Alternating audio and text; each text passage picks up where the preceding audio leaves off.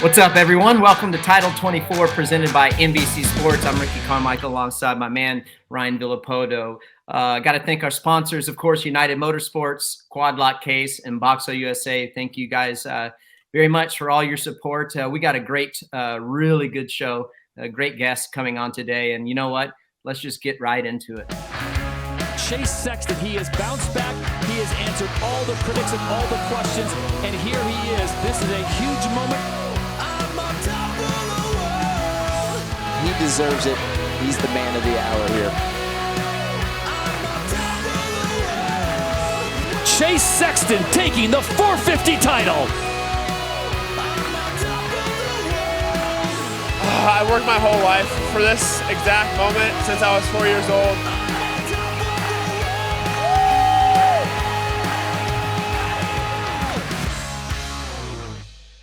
Well, everyone, welcome the 2023 450 Monster Energy AMA Supercross champion, the newly crowned, that is, and it's Chase Sexton. Chase, thank you for joining us here today at Title 24, Ryan Villopoto and I. And dude, first of all, again, congratulations. And I just go back to these last 3 or 4 weeks, and from the booth, I think even if you're a fan, it's been a whirlwind. What's it been like on your side? It's definitely been a little bit crazy with Cooper going out at Nashville. I didn't even see what happened. I was in this tunnel and heard the crowd kind of go crazy, and then ended up seeing him on the ground and getting carted off. And then following that with Eli going out at Denver, it's crazy. And it kind of just goes to show anything can happen. And it is a long series. And man, it was just hard to process all of it, honestly, especially after Denver. I was kind of in shock for a while. Yeah, I bet. It's once again, congratulations, Chase. Awesome to see. You know, it's a huge feat, probably big weight off your shoulders. And you know, I'm stoked to see it, man. I just see it up there on the podium. You know, it's great to see the celebration and how much emotion has gone into and into this series, you know, and into these wins that you were able to lock it down, man. It's awesome to see. Yeah, it's watching those playbacks over. Honestly, in that main event, it all kind of came to me last lap. I was kind of out by myself the whole race, and I was really just locked in and focused on winning the race. And then last lap, it all kind of hit me and crossing the finish line. And it was just such a good atmosphere at Salt Lake. I feel like the fans there really react to what's going on, and it was just cool overall. And obviously, that's what I've worked for since I was. I can't even remember how long. So it's awesome. And then having my family and friends and all them there was super special. You know, we talked about on the broadcast a lot is how you put yourself in this position and you earned this right to win this championship. You were in it.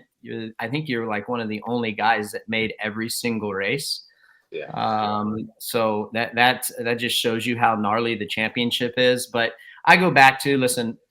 On the broadcast, we got on you pretty hard, you know, but that's kind of our job. We got to do what we see, and you were hard on yourself as well. You could tell that you were frustrated. But I go back to Atlanta, and you said something really, really important. I can't remember if it was after the race or maybe it was the post-race press conference, but you said how you started to focus on the final 10 laps or 10 minutes of the race when you were practicing that week. You weren't doing sprint laps. You're just completely focused on the last 10 minutes. And do you feel like was that the case right around that time? And do you feel like that was really what made you be so dominant the last 5 rounds of the series? Because you were spot on basically from Atlanta. What was that? What was that change? Like, how did you go from this to just absolutely crushing it?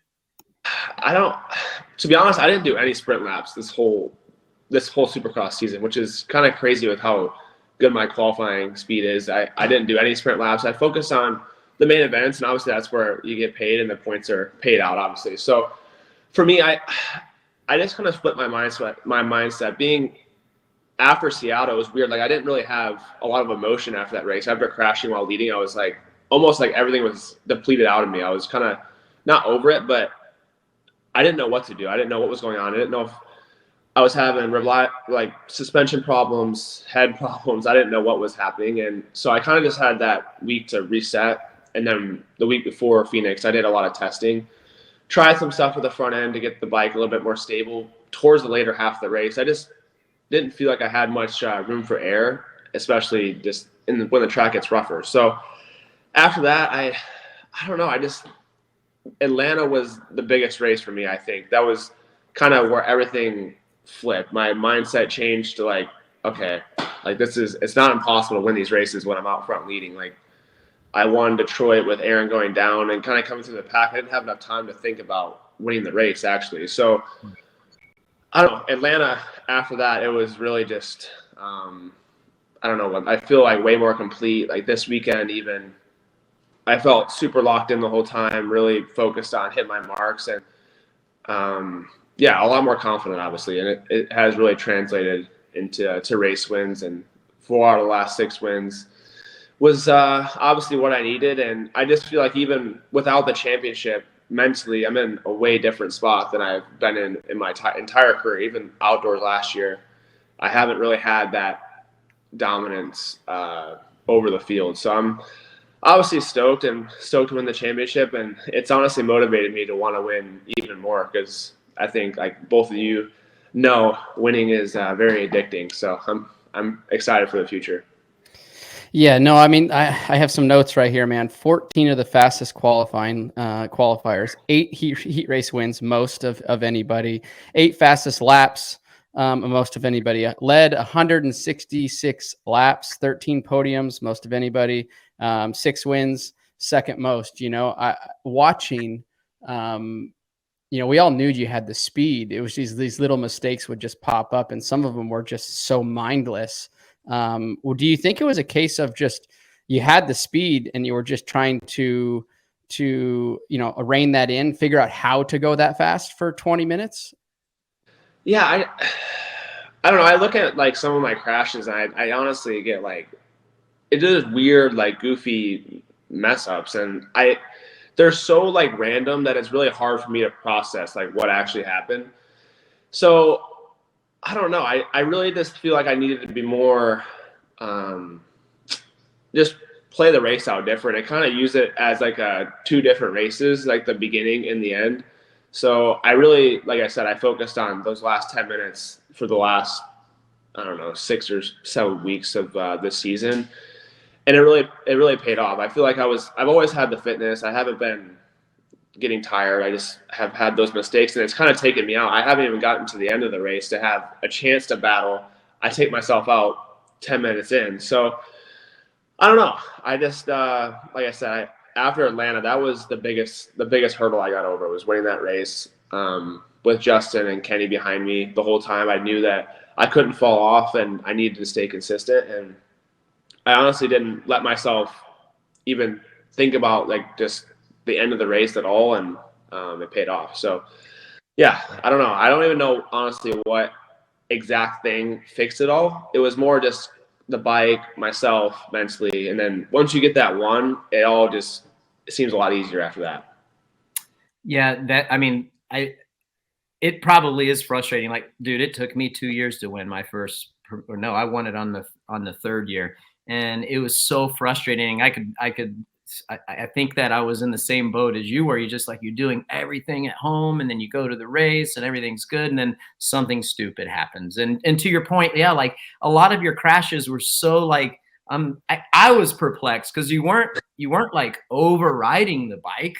It's just like It's like where did that come from? Even like I go back to Tampa, but nevertheless, I think you should be proud, and I want everyone to be proud of you.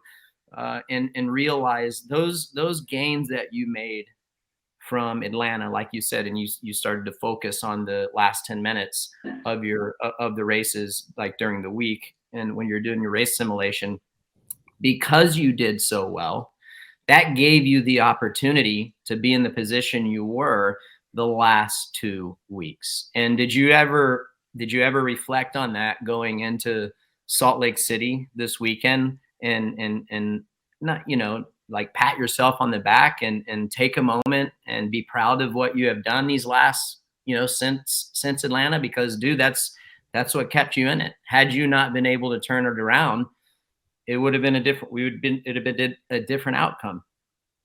Yeah, definitely. I mean, I think, as you guys know, it's just hard to overcome mental hurdles, especially mid-season. Yeah. And it's not like those crashes have just come up this year. It's been kind of an ongoing thing, especially in Supercross, those dumb mistakes. And I don't know, like I said, I can't really put a finger on it, but I'm definitely glad I kind of hopefully overcome that hurdle for good. I mean, it's like you said, yeah, stuff can happen. But for me, I am really proud of the step that I took this year, especially in Supercross. It's a lot different than outdoors. Like last year, I was obviously solid, but Supercross is way harder, and there's a lot more stuff that can happen, I feel like. So I needed to overcome that, and I think I was just missing those consistent laps towards the end of the main event. I knew I had the speed, and I think sometimes even mid-main event, I was so worried about making mistakes that those things just came. And trying to ride perfect laps really isn't ever going to happen, I feel like. I mean, obviously you have those few one-off races where you don't really make any mistakes, kind of like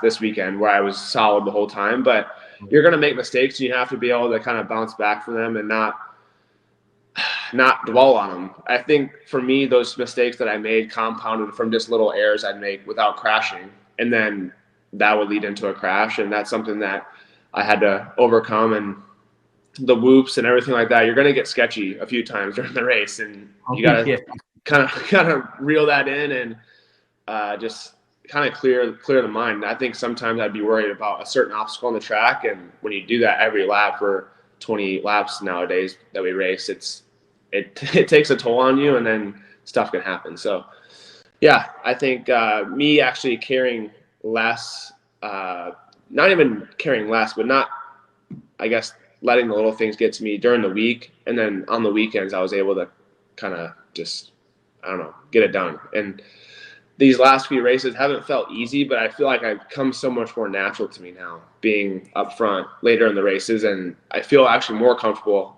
later in the race, which I kind of was like that when I was an amateur. I feel like I made most of my passes later in the races. And then this year I was like, man, I don't even know what the last 10 minutes of these mains feel like, because I'm either laying on the ground or coming from behind. So like I said, I'm pretty proud of the mental hurdle I came over this year. And to win, my goal was to win 7 races coming into the season. I only got 6, which I was a little bit not bummed on, but missed that goal. So let's save that for next year.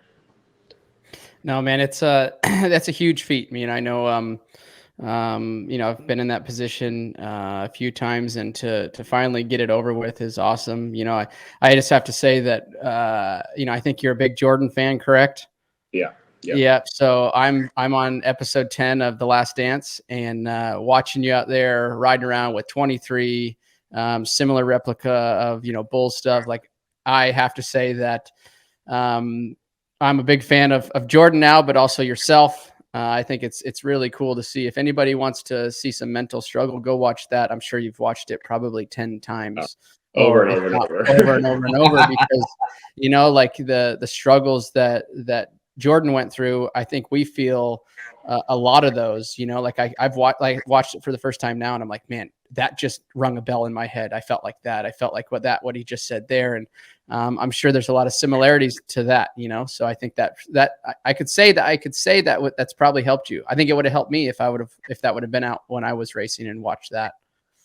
Yeah. I mean, it's just, even like you guys know, obviously, that nothing worth having comes easy, and you guys had to go through your hurdles, whatever they were. And I mean, for me, it doesn't feel as good at the end if everything was perfect. So this season, like I said, I had to go through a lot, and I just feel like during the middle of the year, the only guy that could beat me was myself. And if I could get away from that and kind of focus on myself and not get too down and fix the problems I was having, I could be pretty unstoppable. So it was good just to feel like in the races, when I go to the line, like I'm confident that I can win, and I know no one's stronger than me at the end of the races. So yeah, it was cool that Jordan series came out. I think maybe before Salt Lake 2020 when we had to stay there for like 7 weeks, and I watched it over and over and over. And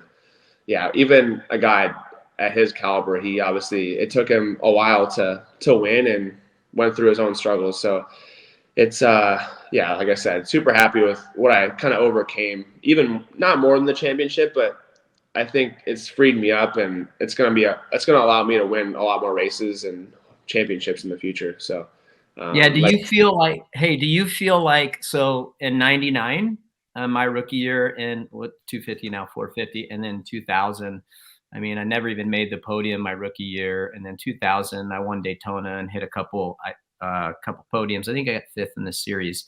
But I feel like those problemed years, those troubled years, Chase, I learned so much, kind of like what you've done these last couple of years, that I don't know that, would you trade these last 2 years for going out and winning your rookie year?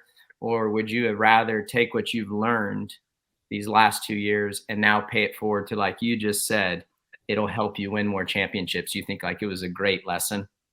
Yeah, definitely. Like, it's crazy, even like person, but also rider I've become from even 2020, like ending the 250 class to go into the 450 class. People, I think, thought it was an early jump, and it was early, but I always thought that I was gonna be better on the big bike and believed in myself, but I didn't realize how hard it was gonna be going to the 450 class. It's been not a rude awakening, but it's very difficult, especially Those being there. They're gnarly. They're gnarly. Like, it makes me respect Eli and all those guys, and obviously you two, way more, because not only is it hard to win races in that class, but be there for 17 and not have injuries, not have mental hiccups. It's definitely tough. So I don't know. I definitely wouldn't trade it, because I think now, like you said, I'm just a different person mentally and as a rider, and I feel like I haven't really reached my potential or even close yet. So it's definitely exciting, and it's crazy. Even when I was in the 250 class, just winning is super addicting. I feel like I haven't really had that consistency, being able to win since, well, I mean, maybe a little bit outdoors, but especially in Supercross since the 250 class, and it kind of feels a lot more familiar now. And it's yeah, like I said, all I can say is it's addicting, and I want to keep doing it. But man, those lessons, I wouldn't trade them for the world. No, I think it makes winning that much sweeter. The struggles, right? The overcoming the issues, big or small. I can see that now I think I know we got some stiff competition coming into outdoors, and from here on out, with Jet moving up, but I think there's going to be, it's a new, almost a new era, you could say. Like you said, I think there's a lot more. You have a lot more in the tank. Just watching your riding style, the physical strength you have on the motorcycle compared to other riders. Like I feel like you're almost a bulldog in a way, but still very fluid when you ride. So I think you have a ton more in the tank. So these guys are going to probably be in big trouble. Yeah, I mean, that's obviously what my goal is. And like I said, I don't feel like I've even came close to my ceiling. And I think my riding style, but also being, like you said, stronger, kind of allows me to, as long as I can do it for a lot of laps in a row and not get tired, I feel like I have a lot of just, speed in the tank. And that's why I think even qualifying this year, a lot of that speed comes from just being able to move the bike around. And obviously it takes a lot of energy, but that's why we trained for 3 months in the off season to get ready. And like I said, I think this year in Supercross, I felt the most confident I've been in going into this outdoor series. If I can build off what I had last year, and Eli taught me more than I could have even hoped to learn last year just by raising him. And I was saying, I think maybe in the press conference this weekend, you learn a lot about somebody when you're racing them, even though there's no talking involved. He taught me so much last year, just how to not, obviously I didn't win, but how to be a champion and what it takes to get to there. So it's definitely cool. And yeah, we have a lot of stiff competition, and I think that's what makes it exciting. You don't want to go out there and be riding around. Obviously you want to win a lot, and like RC win a perfect season, but it's all about the competition and being challenged every weekend. It's for all of our viewers and listeners here on Title 24, I want everyone to listen to what Chase just said about, learning from your competitors. Kevin Windham, I learned so much from him in 1997. He was putting it to me, and I'm out here just like riding on that ragged edge, and he's just so precise and perfect. And it was frustrating, but I wouldn't have learned that at the practice track. Right. And then let's see here, 99 and 2000, like racing with MC and even some of my teammates back in the day, you learn so much. It's stuff that you can't learn. So the people, I'm so glad you said that, because the young kids listening to this podcast or watching it, that is so important. So when you're at those amateur races, learn, right? And that leads me to my question. So for Pro Motocross Championship this year, do you think everything you learned from Eli last year in that championship, which was incredible, you did fantastic, do you think you learned more then, or do you think you learned more in the Supercross Championship this year that's going to help you going in the Pro Motocross Championship? It's tough. I think I learned more from him in the outdoors, just because I don't know. I feel like outdoor races are so long, and 30 minutes, you do it twice. So I feel like how to be consistent and how to put yourself in the right positions last year was what I kind of took from him. And this year, it was more me battling myself, honestly. I don't think, like I said, I think the only person that could beat me, minus a few races like Daytona, Eli was just really gnarly. I think the only person that could beat me was myself. So that was honestly, I think, harder for me, because I didn't know what to do, and there was nobody really that could tell me what the exact problem was, and I had to figure it out myself. So it's kind of like when you're in school, if you had to teach yourself anything, it'd be a lot harder than learning it from a teacher. And last year, I feel like Eli definitely was the one kind of teaching me things and learning, like I said, how to race for a championship. And this year, I really had to battle myself and kind of teach myself some things, and get through that mental block I had. And that was the biggest struggle for me. I would agree. I think this year, yes, last year you learned a lot from Eli and outdoors. This year you had to grow amongst yourself. Like there was nothing, it wasn't that you were learning from these guys. You had to overcome something and learn from yourself and learn from your mistakes, which I think is probably, I would say, harder than learning and watching from Eli or learning and watching any other rider, is mentally and physically dealing with yourself and growing as a rider. I think that's harder. So I think this year, if I had to say which one was a better learning year, I would say this year, this Supercross season, it was a huge step for you. Yeah, it's like I said, it's hard to teach yourself things without having like a key or like a guide to how to get there. And I'll straight up say I didn't know what was going on. So I had to kind of readjust and try different things, and obviously it worked out for the better. And like I said, I want to keep learning, and there's always going to be lessons every year, and that's my goal, is just to get better and better. And this year coming into Supercross, obviously the goal was to win a championship, but my main goal was to progress from last year and win more races. I only won one race last year, so 1 to 6 race wins is a big gap, and if I can keep that trajectory, we'll be in a good spot for next year.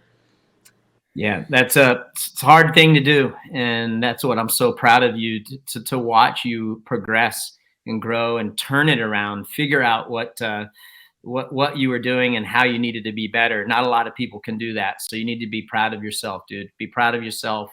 Enjoy these moments. You know how hard they are, and it's incredible. Never let your champion. Never let anyone take anything away from your championship, dude. You earned it. You turned it around.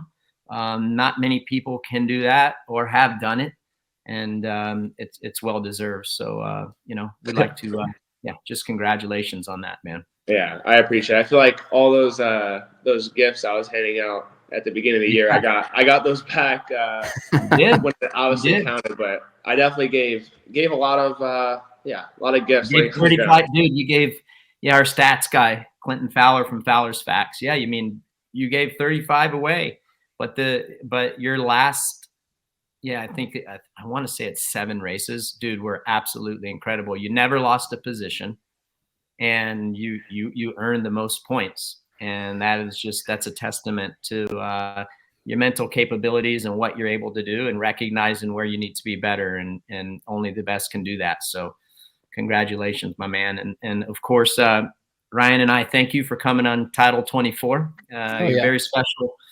Congratulations on your first of what I'm sure will be many premier Supercross championships. You're rightfully deserved by it, my man. Yeah, I appreciate it, guys. Thanks for having me on. Yep. No, enjoy it, buddy. Enjoy it. They don't come that easy, and now. So I think these guys are in trouble for next year. That's right. Yeah, like I said, it makes me even more motivated to win next year. And obviously outdoors, it's a never ending process. Now it's right. I have to outdoor test tomorrow, and yeah, it's on to the next thing. So I'm looking forward to it though. That's right. Well, good luck in the Pro Motocross Championship again, Chase, and congrats on your Supercross Championship. It was well deserved, my friend. Thanks, guys. I appreciate it. All right. Well, that was awesome to have Chase on. So just want to say thank you to Chase for coming on, and the insight. The thing that all the things that he had to deal with mentally, physically. Started off a rough go. We knew he all had the speed, right? He was always there, but having him on the show, getting him to really open up, was awesome to hear that. So congratulations to him again. And, I think we're in for a great outdoor season coming up. Yeah, I think it's going to be good. I think RV, and like great champions, all those things that he learned last year in the motocross championship. Like I loved how he was telling us how much he learned from Eli last year at the Pro Motocross Championship. That's awesome. And then going through what he learned on the mental side, like you were saying, you think that is more pivotal than what he learned from Eli last year. I could totally agree, because he's got the speed, and I think he's got the racecraft. 100%. I think that was probably, I would say for sure as a rider, the hardest thing to overcome is what is the problem. You don't really know what the problem is. And like the just little mistakes, Seattle just pushing the front over the bars really quick, obviously just fell over essentially. Those were big things to overcome because you don't really have an answer for it. Right. So it was great to hear his insight on that, that was, and like I told him straight up, right? Like I said, that I feel like that was your biggest learning year over learning from even Eli. Those are all great things to learn from racers in last year's outdoors, but to really dig deep and try to figure out what is the problem with you. And he was able to do that. And he was the most consistent guy out there, was there every single weekend, and put himself in a position to wrap this thing up last night. Yeah, I mean, 2 nights ago. It was so cool to see him do that, and that leads us into our next segment. Not even segment, but a nice segue, I should say, into the quad lock question of the week, and it comes from Jim_Jobling. He says, "What is the biggest asset to have going into the outdoors? Is it momentum, bike, health? What would you value?" And Jim, we appreciate you being a loyal listener to Title 24.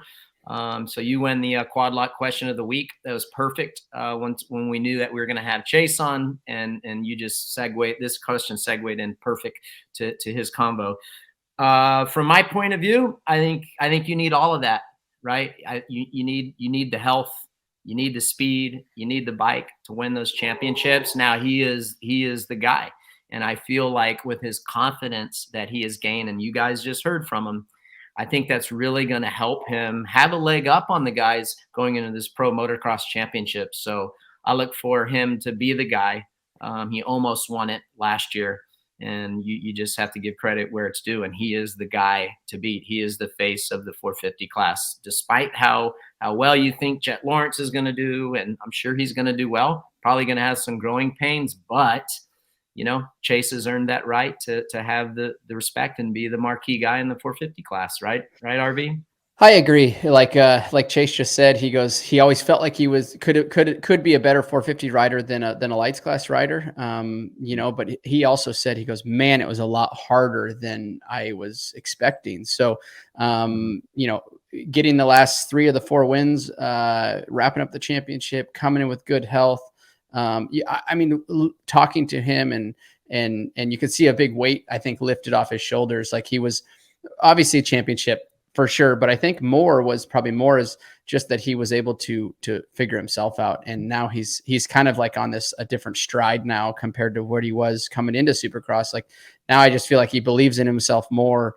I just feel I see a more mature Chase than we did at Anaheim 1 by a long ways. So I think he's going to be, I know Jet's going to be fast, but like to your point of growing pains, like the 450 is no joke. And it's not necessarily that Jet's not, that he can't ride the bike. We've seen it at Motocross of the Nations. He's going to be phenomenal on the motorcycle, but 24 motos, it's a long series. Those are things that where we're going to see the growing pains. So I think Chase has the upper hand because he's already been in there. So there's gonna be a lot of learning from Jet coming in, and maybe he's going to take that same stance as I'm going to try to win as many races as I can, be there every weekend, but I also have to learn from these guys that have already been in the class for so many years. Right. Well, thanks for the question, Jim. And you know what to do. Go into our DM on Title 24, and we will get you pointed in the right direction to our great folks at Quad Lock. So thank you for that, and for all the questions. We've just been getting absolutely hammered with them. We love it. Great to see the fan reaction.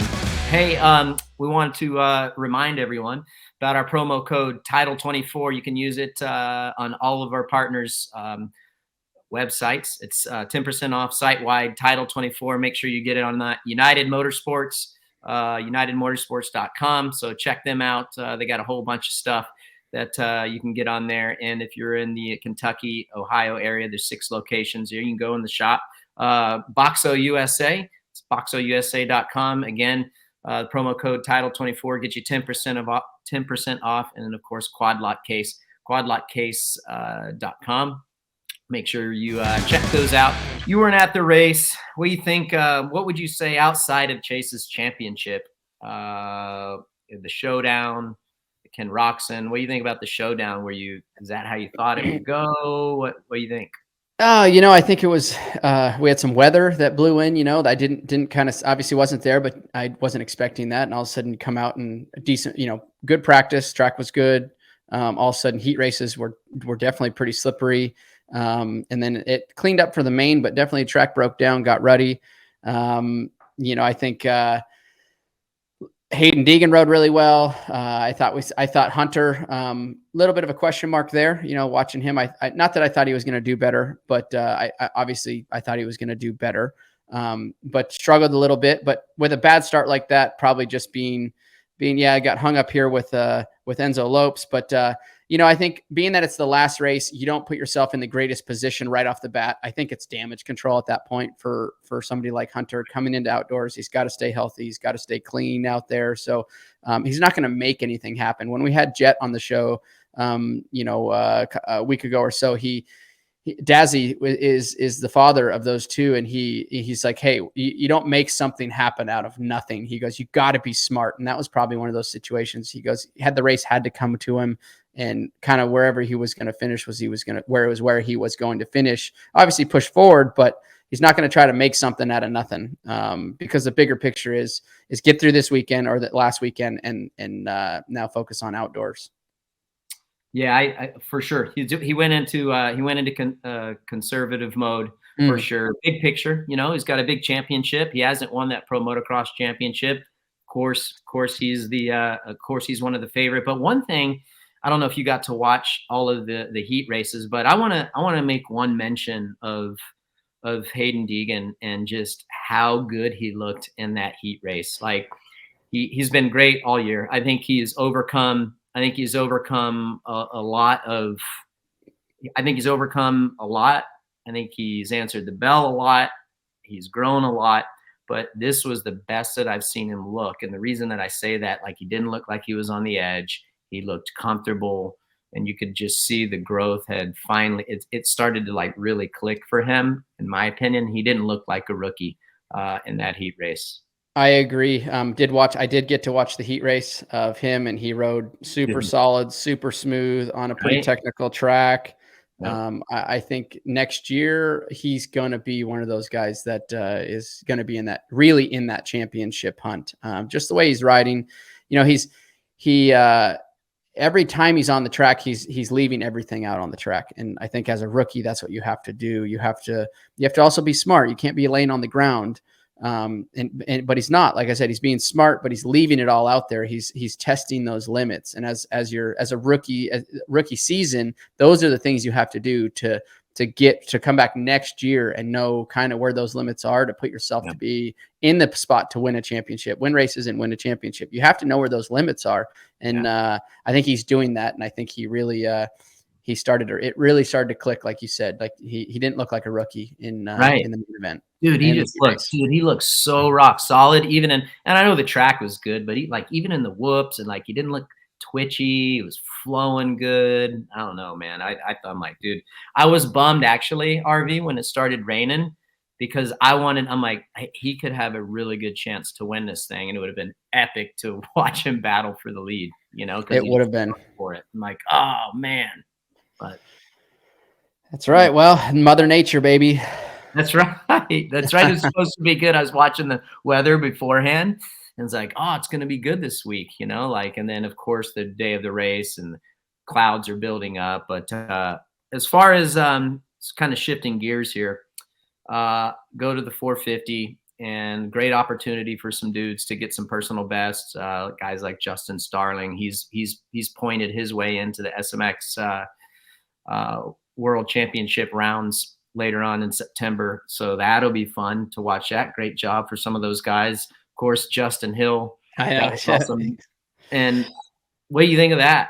I mean, it's a crazy story. We'll have to probably get him on the show sooner than later.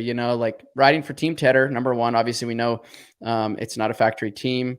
So they have their own set of struggles and hurdles they have to overcome. But as his story in general, racing, winning a lights championship, deciding to retire, I guess, and then became a cop and coming back, and now he's on throwing it up in the top 5, I believe a podium, right? On the podium. So it's a pretty crazy story. That I grew up about 3 hours north of them. So like I said, I think we're gonna have to get him on the show to ask those questions of like, dude, what were you thinking? You decided to hang it up, come back.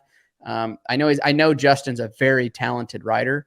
But man, were you ever teammates with him at all? I was never teammates with either of them. Justin or Josh, older brother. We raced lights bikes together along with 450. But never Justin. But man, it's a pretty crazy story to see. I'd like to get him, like I said, get him on the show and pick up some questions and see what he's got to say about that, because it's awesome to see, man. It's really cool to see. I'm just thinking about, like, even before the field got light, I mean, he was doing good. He was coming on. Like, and I think interesting to see what happens, right? Like I said, he's a Team Tedder, but I'm thinking, okay, if I'm factory Honda and I have an A guy already, or if I'm any one of these manufacturers that have an A guy already but need a B guy, call it a B guy, a guy that's a top 5 guy, he's got to be one of your guys that's on the list. Outdoors is always going to be the question, right? Like that's where I feel like Josh and Justin have struggled in the past, is the outdoors. Yeah.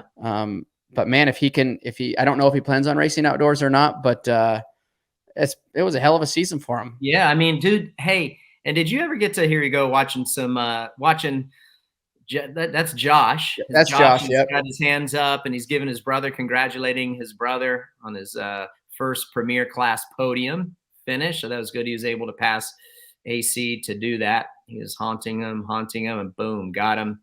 Was able to make the pass. So that was cool, especially like you said, for the team, that Team Tedder, Mountain Motorsports, Monster Energy, KTM, and his bike looked really good. Like I was watching it in the corners, in the whoops. That thing looked really, really stable. So you guys tuning into this podcast or you're watching it, go back and watch some of Justin when we were following him on the broadcast. His stuff looked pretty sporty, dude. Yeah, stock and AC, and was able to make the move. That's not an easy thing to do. So have to give those guys praise, because I know the budget's probably this big. The ones that are watching, I'm showing it's a micro compared to these factory riders. So they're doing a hell of a job. Like I said before, it's really cool to see. Kenny, I mean, the hits keep coming. This sucks. So he says he thinks he hyperextended it. I don't know, but nevertheless, it's easy to do, right? Like, wait, it's gonna be interesting. Yeah, we got that right here, the dab with the knee, There you go, right, watch it. right there. Boom. Yeah. So yeah, he says he hyperextended it. So obviously now protocol would be to go get MRI, see if there's anything damaged. To see, you could tell right here. He's like, dude, it's not feeling good. You go back, regroup, figure it out. But it's injuries are part of the sport. I know there's lots of questions. What can we do to fix this? How do we fix this? All these things. Look, I've been in that same position, Seattle Supercross, dabbed my knee, popped it out, ACL, Tuesday getting surgery. So it's just kind of par for the course, There we go. There's the replay. Yeah. So what happened there? So came in underneath, didn't get the greatest of starts, and came up underneath a Davy, and inside you can see all the tractor marks for the ones that are watching, Bobcat marks. And I came in too hot, and I got on the brakes too aggressive, front brake too aggressively, and really grabbed it. And the front end knifed on me, and the first thing to go out was my leg. And when your knee is bent at that angle a little bit, that's like the weakest part for your ACL or ligaments, when it's bent like that. And I know we all wear knee braces, and I wouldn't have it any other way. I'm still always going to choose to wear knee brace over knee pads, just because I feel more safe. I can squeeze the motorcycle harder, but I do think knee braces help. But they're not the end all be all, right? So yeah, dude, you're not 100%. Hey, yeah, I blew both of my ACLs out, and I wore knee braces. You did yours. You wore knee braces. I was talking to Stu this weekend. I'm like, you wore knee braces, right? Like, you blew yours out. He's like, yeah. So it's like, when I see people going back to last week, and people kind of getting after Alpine Star and just breaking down Eli's boot and blah, blah, blah. And like, listen, dude, this stuff's it's preventative, but it's not 100% going to save you from every scenario. I mean, you try to wear the things that you can wear that still make you fast, right? Like, I'm sure we could wrap ourselves in bubble wrap, but we're not going to be able to ride the motorcycle, right? So, and like I said before, when we showed the replay of Eli, so you could pull up every replay through practice, up at heat races. I guarantee you he overshot that by a little bit and did that same thing. And it just happened to happen that one time. Right. So they're preventative. It's not the end all be all. Right. It's like, okay. It's just crazy. And then that was a slow section for Kenny this weekend. And it just, dude, those kind of conditions, as you know, it's slippery, and it's motorcycle racing, I'm not, I don't even want to get into, there's too many races and blah, blah, blah. I mean, that's just, all that stuff's so subjective. You talk to someone, they're going to have a different opinion. And I don't know, man. I don't know. I don't think we have enough time for that. Maybe we can. Well, here's the deal. Our races, our series, our promoters, they're doing the best job that they can do. They're putting up a great platform for us to be able to go out and win championships, make a living at racing a dirt bike. It's just like bull riding. What you go ride a bull. How many times are those guys injured that the bull steps on them, or they fly off and they're knocked out, or this or that? It's the sport we've chose, and we all know that, right? So, and it is what it is. Yeah, it's got some more replays of the last couple of weeks. We're watching Coop go down. I mean, we're watching Anderson go down. In the whoops. Yeah, we're in the whoops. And then we have Justin Barsha. So it was a brutal. And the other thing too, right, Ricky, is how many of these are mistakes from the rider? Like, I don't think Eli's was a mistake. That was just something. But like Justin, for example, hit that Dragon's back a ton of times, and clearly must have hit it a bit low or lost traction. Those are things that potentially could have been avoided on his side. I'm not saying that he made the mistake, but a lot of this stuff is rider error. Like even Coop coming out, Eli came underneath of him, pushed Coop wide. At that point, Coop probably should have stood it up, but he kind of tried to stay in it, ran out of track. and end up on the ground. And then AC was right behind him. Right. So a lot of this stuff is, I think, also rider error, and to the minuscule errors, right? Minuscule. It's not like he made a huge mistake. Right. So all it takes, I do think the speeds are fast. That's my opinion. They are. Yeah. We talked about that. The speeds are fast, and like people are throwing shade at our promoter, but listen, dude, the promoter doesn't make the motorcycles, right? That's right. That's right. Motorcycles, the manufacturers do. So you can't blame one person for everything. And to your point, promoters are doing the best that they can. Obviously safety is their first concern. So anyhow, and back to, rider error, we have a clip of AP smashing the camera. After the whoops here, comes into the whoops. It looks like he misses one, and the last one misses. I don't know if he missed the rear brake also. He did. He said he missed the rear brake. Okay. I'm trying not to laugh, but it's just like, whoa. Riding a bull, he's got the look of a cowboy. He puts the persona on as a cowboy, and he was riding that bull into the TV camera there. The robo cam, he did it. He went right into there. So yeah, it was crazy. Yeah, that's a bummer for him. And then last thing, did you watch the Futures race? I did watch a Futures race. I did. It was a good battle there for the first lap. Yeah, those guys are going for it. So watching a replay, that's Beaumère, and then Daxton Bennett. Bennett gets after him in that corner after the whoops, and then the next corner right here, Ryan.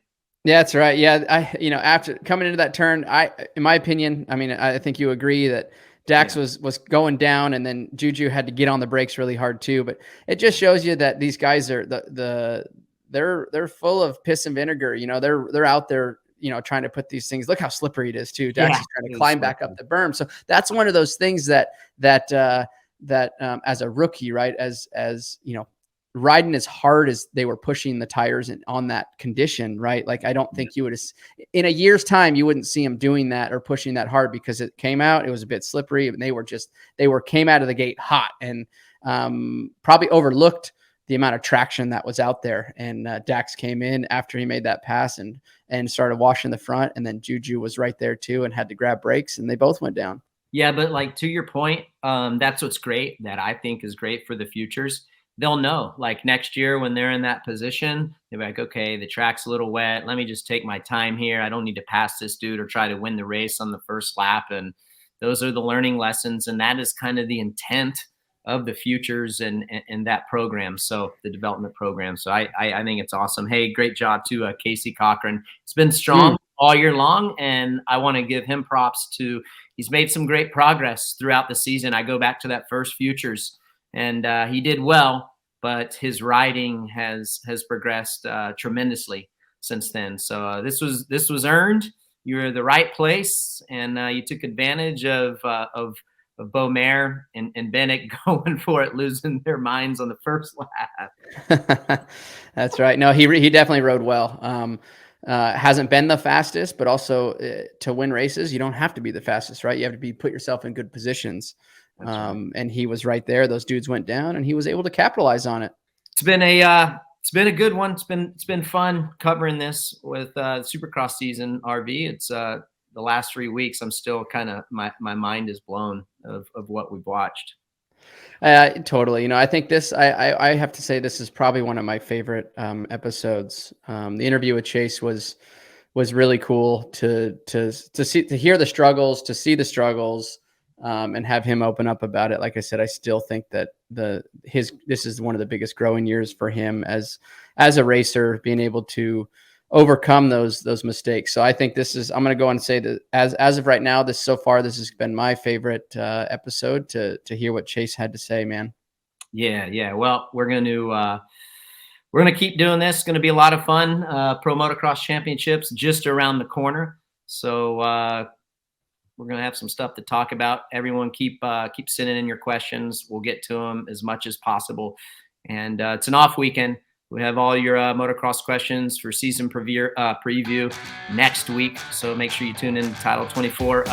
Remember, please subscribe wherever you download your podcasts at. We appreciate you.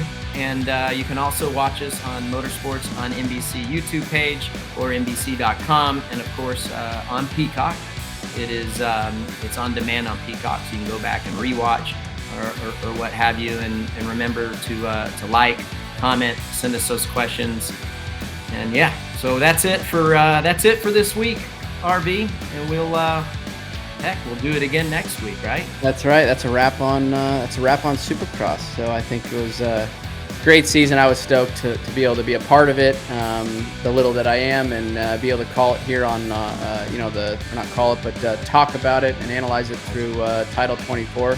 This has been awesome for myself to work with you and all the guys over at NBC and Feld. So thank you guys. Yeah, we appreciate it, and we will see you guys next week. Hi folks, Lee Diffie from NBC Sports here. If you truly enjoyed what you just watched, you can get more news, interviews, and highlights by subscribing to the Motorsports on NBC YouTube page. You can get it all, so go for it.